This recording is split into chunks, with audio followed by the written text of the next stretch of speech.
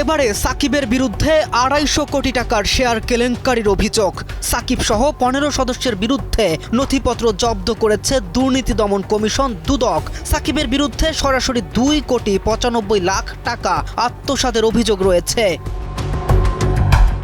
২০২৫ সালের মাঝামাঝি সময় সাকিবের বিরুদ্ধে অভিযোগ আনা হয় বিনিয়োগকারীদের প্রলুব্ধ করে সাকিব ও তার সহযোগী বা সহকর্মীরা অন্তত ২৫০ কোটিরও বেশি টাকা নেন।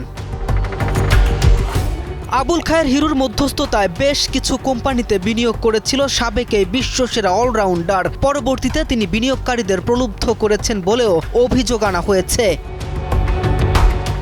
আসল সত্যতা কি? সাকিব অভিযুক্ত নাকি ভুক্তভোগী? সাকিব দোষী নাকি এখানেও সাকিবকে ব্যবহার করা হয়েছে? এ নিয়ে পক্ষে বিপক্ষে অবস্থান অনেকের। কেউ বলছেন সাকিব এটার সাথে সরাসরি জড়িত, আবার কেউ বলছেন সাকিবকে ফাঁসানো হচ্ছে অথবা ব্যবহার করা হচ্ছে। সাকিব একবার একটা কথা বলেছিল, এলাকায় ঝড় হলে সবচেয়ে উঁচু গাছটায় সবচেয়ে জোরেই বাতাস লাগে। তবে এখন কি পোহাতে হচ্ছে খ্যাতির বিড়ম্বনা, নাকি আসলেই ছিল সাকিবেরও দোষ? জানতে হলে অপেক্ষা তো করতেই হবে।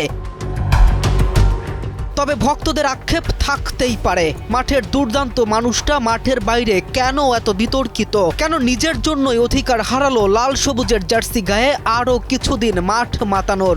এই ঘটনার পরে সাকিবের দেশে ফেরার সমীকরণটা আরও জটিল হলো বলে।